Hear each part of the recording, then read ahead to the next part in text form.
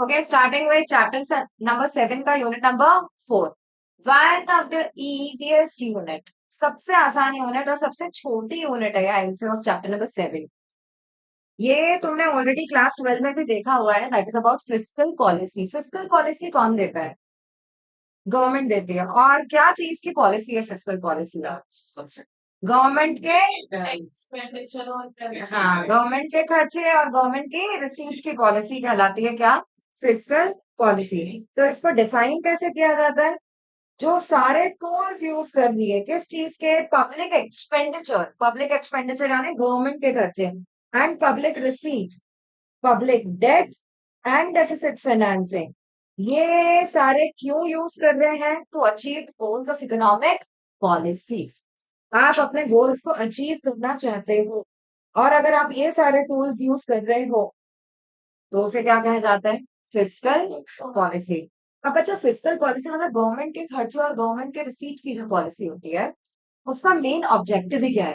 क्या ऑब्जेक्टिव है? क्या ही ऑब्जेक्टिव होता है सोचो यार. गवर्नमेंट ज्यादा वेलफेयर हो पाए, ग्रोथ अचीव कर पाए, स्टेबिलिटी ला पाए, या फिर एम्प्लॉयमेंट जनरेशन हो पाए.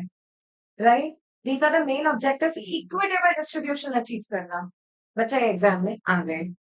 ये सारे ऑब्जेक्टिव्स इंपॉर्टेंट है. सबसे पहला क्या है? Achievement of full employment. फिर increase what? Development, growth and development. फिर व्हाट? Equitable distribution. और क्या यहाँ पे होना चाहिए? Bring out stability, full employment. Okay. Inflation deflationary situations को कंट्रोल करना. Okay, this is also one of the policy of employment by stability, equitable distribution, and acceleration of the development. ठीक है. ओके. प्राइस स्टेबिलिटी, वहां पे वो PPT में गलत आया है. Am I clear? वो तुम करेक्ट कर लेना. ठीक है. रिपीट करें. What are the 4 objectives? पहला क्या है? Achievement of full employment. दूसरा ज्यादा डेवलपमेंट और stable distribution and price stability. ठीक है. अब क्या बोले? Budget is the most powerful instrument of economic policy. ये फिल इन द ब्लैंक में पूछा जा सकता है. Dash is the most powerful instrument of economic policy. तो इसका आंसर क्या होगा? बजट. अब अच्छा, टाइप्स ऑफ फिस्कल पॉलिसी. 2 तरह की फिस्कल पॉलिसी होती है. एक होती है एक्सपांशनरी और दूसरी होती है क्या? कंट्रैक्शनरी. बताओ, expansionary policy, government wants expansion of aggregate demand. तो गवर्नमेंट क्या करेगी यार इसमें? एक्सपेंडिचर बढ़ाएगी, मतलब तुम लोगों पे खर्चे ज्यादा, और टैक्स कलेक्ट करेगी कम. बताओ, ऐसी पॉलिसी कौन से ड्यूरेशन में यूज की जाएगी? In the phase of deflation या रिसेशन. बच्चा, जब हालत खराब है तब एक्सपांशनरी पॉलिसी यूज की जाएगी. ओके. तो it is use during the phase of recession, जहाँ पे टैक्स क्या कर दिए जाते हैं? कम, खर्चे बढ़ा दिए जाते हैं. और इसकी वजह से क्या बढ़ेगा? क्या बढ़ेगा? डेफिसिट बढ़ेगा या कम हो जाएगा? What do you mean by deficit यार? गवर्नमेंट के खर्चे ज्यादा और गवर्नमेंट की रिसीट कम, तो डेफिसिट बढ़ेगा. ठीक है. लेकिन वही वही कंट्रैक्शनरी पॉलिसी कब यूज की जाती है? कंट्रैक्शन, गवर्नमेंट वांट कम एग्रीगेट डिमांड हो यार, बहुत डिमांड कर रहे हो ऑलरेडी, तो this is used in the phase of expansion. Expansion के टाइम रिवर्स पॉलिसी यूज होगी क्या? कंट्रैक्शनरी पॉलिसी. तो बताएं, कंट्रैक्शनरी पॉलिसी अगर है तो टैक्स बढ़ा दिए जाएंगे ताकि लोगों का एग्रीगेट डिमांड कम हो जाए, और सब्सिडीज या गवर्नमेंट के खर्चे कम कर दिए जाएंगे. लोगों के हाथ में कम पैसा पहुंचाना, ऑलरेडी बहुत डिमांड कर रहे हैं लोग. राइट? ठीक है. इसकी वजह से डेफिसिट बढ़ेगा या कम हो जाएगा? इसकी वजह से डेफिसिट हो जाएगा कम. Am I clear with the two policies? Repeat करें. What are the two kinds of policies? Expansionary policy and contractionary policy. ठीक है. एक्सपेंशनरी पॉलिसी कहाँ यूज की जाती है? क्या कब यूज की जाती है? डिफ्लेशन के टाइम. और कंट्रैक्शनरी कब यूज की जाती है? इन्फ्लेशन के टाइम. ठीक है. किसमें खर्चे बढ़ाए जाते हैं गवर्नमेंट में? एक्सपेंशन. और किसमें टैक्स बढ़ाया जाता है? Contraction. Very good. Okay. Coming on to next, that is instruments of fiscal policy. बच्चा, इंस्ट्रूमेंट ऑफ फिस्कल पॉलिसी में हम ढेर सारे इंस्ट्रूमेंट्स की बात कर रहे हैं. गवर्नमेंट के खर्चे, गवर्नमेंट के रिसीट, डेट और budget. These are the main instruments of fiscal policy. ये तुम्हें ऑलरेडी पता है. कीन्स के हिसाब से fiscal policy is a very powerful instrument to affect what? Aggregate demand, employment and output. 80 employment and output को affect करने वाला फिस्कल पॉलिसी एक बहुत इंपॉर्टेंट इंस्ट्रूमेंट है। ओके, मनी पॉलिसी और फिस्कल पॉलिसी दो ही तो पॉलिसी है। चैप्टर 8 में इट्स अबाउट मनी, मनी की पॉलिसी, और chapter 7 is about fiscal function and fiscal policy. समझ लो। अब सुनो, सबसे पहले पे आता है गवर्नमेंट के खर्चे। अच्छा, गवर्नमेंट कहाँ कहाँ खर्चे करती है? 3 टाइप के खर्चे दे रखे हैं। सबसे पहला करंट एक्सपेंडिचर, करंट, कैपिटल और ट्रांसफर। क्या होता है करंट खर्चे? एग्जाम्पल बोले, अच्छा आएंगे एग्जाम्पल, यू टेल मी क्या है। गवर्नमेंट ने रोड बनवाई, कैपिटल एक्सपेंडिचर। गवर्नमेंट एडमिनिस्ट्रेटिव खर्चे कर रही है, सैलरी दे रही है एम्प्लॉयज को, करंट एक्सपेंडिचर। गवर्नमेंट तुमको सब्सिडी बांट रही है, transfer payment. Am I clear with the three kinds of expense? Repeat करें, what are the three expenses government makes? Current, capital and transfer payments. Very good यार। अब सुनो ना, रिसेशन के टाइम गवर्नमेंट क्या करेगी? गवर्नमेंट खर्चे बढ़ा देगी, एक्सपेंशन चाहिए ना मतलब। और कंट्रैक्शन के टाइम कम कर देगी। तो जब गवर्नमेंट अपने खर्चे बढ़ाएगी तो एक और इनडायरेक्ट इम्पैक्ट होगा, दैट इज मल्टीप्लायर इम्पैक्ट। क्या होगा? मल्टीप्लायर इम्पैक्ट, जिसकी वजह से एमपीसी क्या होगा? बढ़ेगा। गवर्नमेंट खर्चे बढ़ाएगी, तुम्हारे हाथ में पैसा, ठीक है, और तुम्हारे खर्चे बढ़ते जाएंगे, और एक का खर्चा दूसरे की इनकम बनेगी, तो मल्टीप्लायर इफेक्ट चलेगा। अब दूसरी चीज पे आ जाते हैं, that is what? Taxes. Tax क्या होते हैं बेटा? अच्छा, कंपलसरी पेमेंट जो आपको किसको करना पड़ता है? गवर्नमेंट को करना पड़ता है। तो बताओ, अगर इन्फ्लेशन चल रहा है तो टैक्स क्या करेंगे? बढ़ा देंगे, टैक्सेस इंक्रीज, ठीक है। मतलब this is nothing new for you, right? You already know. तीसरे इंस्ट्रूमेंट पे आ जाते हैं, दैट इज पब्लिक डेट। अगर गवर्नमेंट तुम लोगों से उधार लेने उतरती है तो भैया तुमसे उधार लेना पड़ेगा। तो अगर रिसेशन चल रहा है, रिसेशन, हालत खराब है, तो तुमसे उधार लेगी या नहीं लेगी? नहीं लेगी। क्यों नहीं लेगी? पैसे पैसे उनके लोगों के पास, तुमको क्या उधार देगी? पब्लिक। Are you getting? लेकिन अगर तुम्हारी इकोनॉमी में एक्सपेंशन, इन्फ्लेशन का फेस चल रहा है, सबके पास पैसे है, तो गवर्नमेंट पब्लिक डेट लेती है ऐसी सिचुएशन में। Do get this? ओके। अब डेट है ना, अलग अलग तरह के होते हैं। सबसे पहला है कौन सा? मार्केट सिक्योरिटीज, मार्केट लोन्स जो होते हैं। तो शॉर्ट टर्म भी हो सकता है, लॉन्ग टर्म भी हो सकता है। तो जो शॉर्ट टर्म इंस्ट्रूमेंट होता है वो ट्रेजरी बिल कहलाता है। क्या होता है? T bills. 1991 डेज का इंस्ट्रूमेंट होता है, अपन ने यूनिट 3 में भी डिस्कस कर लिया। ओके। और वहीं गवर्नमेंट की सिक्योरिटीज जो गवर्नमेंट आपको बेचती है, वो लॉन्ग टर्म नेचर की होती है। लॉन्ग टर्म, 3 साल 5 साल, you know, it has got longer duration. तो मार्केट लोन्स दो तरह के होते हैं, कौन से? Long term and short term. और दूसरा क्या है? स्मॉल सेविंग्स, एनएससी, याद है ये? National saving certificate. Okay. NSC एक ऐसी सेविंग स्कीम है जिसमें लॉक इन पीरियड होता है। ओके, ऐसी गवर्नमेंट की बहुत सारी सेविंग स्कीम्स आती हैं जिसमें आप इन्वेस्ट कर सकते हो और गवर्नमेंट वो पैसा फिर फाइनली यूज कर लेती है। You make an investment, government uses it. High borrowing from public reduces या increases aggregate demand? Reduces aggregate demand. Do get this? बताए ना यार, कौन से दो तरह के डेट होते हैं? अच्छा, सबसे पहले तो दे हैव गिवन कि दो तरह के डेट जो होते हैं वो होते हैं इंटरनल और एक्सटर्नल, ठीक है। अच्छा, टेल मी, इंटरनल डेट की जवाबदारी किसकी है? आरबीआई या मिनिस्ट्री ऑफ फाइनेंस? आरबीआई। और एक्सटर्नल डेट की जवाबदारी जहाँ वो गवर्नमेंट सिक्योरिटी, मार्केट सिक्योरिटी में इन्वेस्टिंग करती है। यूनिट 3 में ये चीज है कि जो बाहर से आपने सिक्योरिटीज ली है, बाहर से उधार लिया है, वो मिनिस्ट्री ऑफ फाइनेंस देखता है। Ministry of finance is the highest authority I say for managing all this debt, external nature का। और इंटरनल नेचर का हो तो पूरा मैनेजमेंट किसका होगा? RBI. External ministry of finance और इंटरनल आरबीआई, ठीक है। अब आते हैं चौथे इंस्ट्रूमेंट पे of fiscal policy, that is budget. What is budget यार? बजट मतलब एक यूनिट 3 का ज्ञान है फिर से। एस्टिमेटेड रिसीट और एस्टिमेटेड खर्चों का पूरा अकाउंट क्या कहलाता है? बजट। अब सुनो ना यार, 3 तरह के बजट बनाए जाते हैं। पहला कौन सा है? Balance budget. कब तुम बजट को बैलेंस बोलोगे? एक्सपेंडिचर इन्वेस्टमेंट, बजटरी रिसीट और बजटरी एक्सपेंडिचर बराबर है, तो कब तुम बजट को डेफिसिट बोलोगे? जब एक्सपेंडिचर रिसीट से ज्यादा, expenditure is more than receipt. और कब तुम उसे सरप्लस बोलोगे?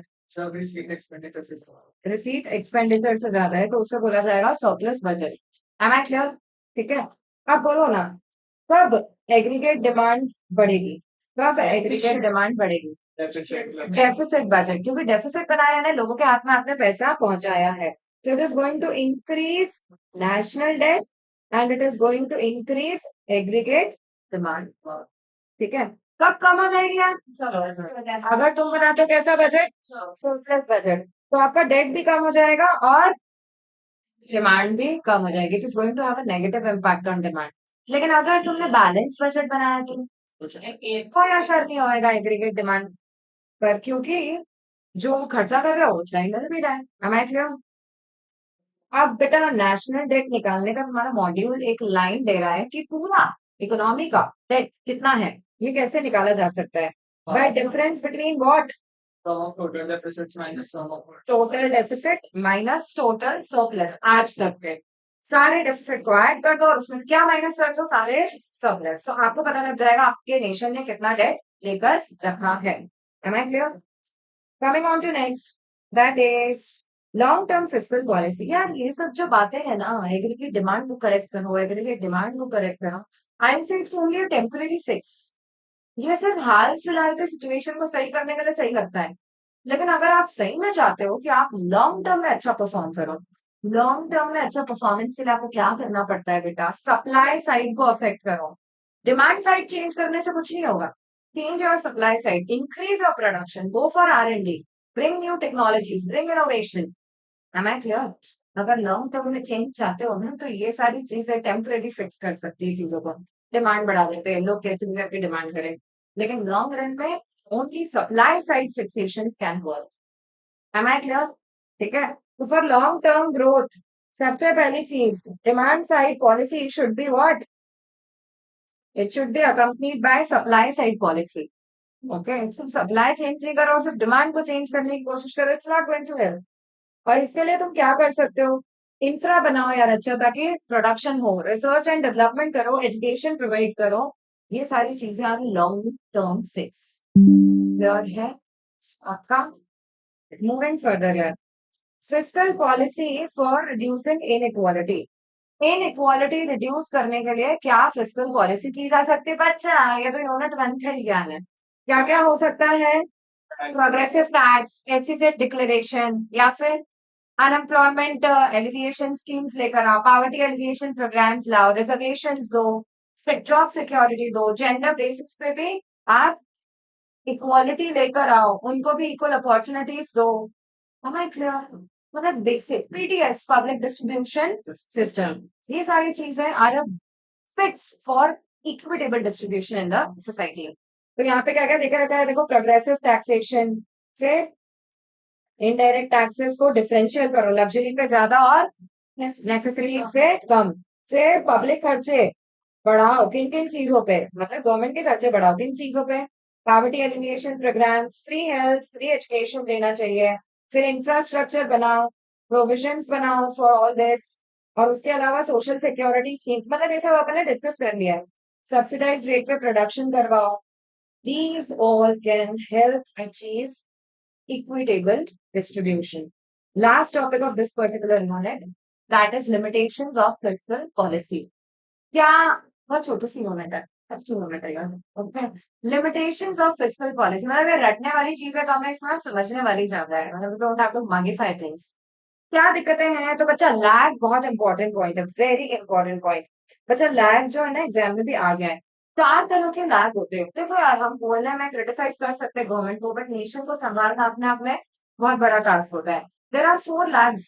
टाइम डिलेज, सबसे पहले रिकॉग्निशन लैग, आप समझ नहीं पा रहे हो कि आपकी पॉलिसी में कुछ गड़बड़ है, ठीक है, फर्स्ट थिंग इज दैट। उसके बाद आप समझ गए हो तो भी आपको डिसीजन लेने में टाइम लग रहा है, अगर ये पॉलिसी हमको छोड़नी है तो हमको कौन सी अडॉप्ट करनी चाहिए। तीसरा, डिसाइड कर लिया है लेकिन इम्प्लीमेंट करने में देर लगा रहे हो, okay, implementation lag. And finally चौथा, इम्पैक्ट लैग, आपने इम्प्लीमेंट तो कर दी लेकिन आप समझ नहीं पा रहे हो कि ये पॉलिसी भी कैसे इम्पैक्ट करने वाली है आपकी economy. Am I clear with this? चार लैग बोलो, पहला कौन सा है?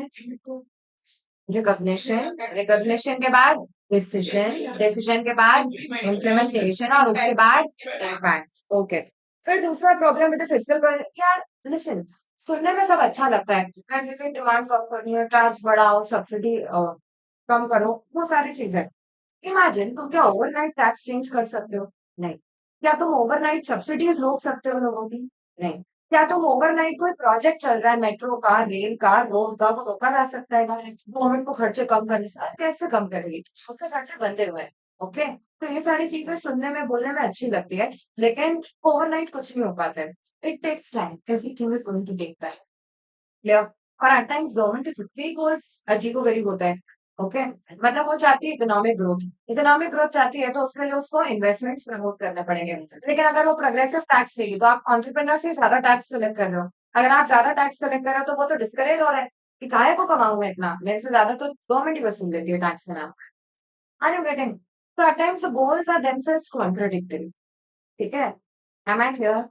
तो अलग अलग प्रॉब्लम्स देके रखिए, जैसे कि क्या, बैडली टाइम फिजिकल पॉलिसी। तुम सोच रहे थे एक्सपांशन चल रहा है, अचानक कंट्रैक्शन चालू ही हो गया था।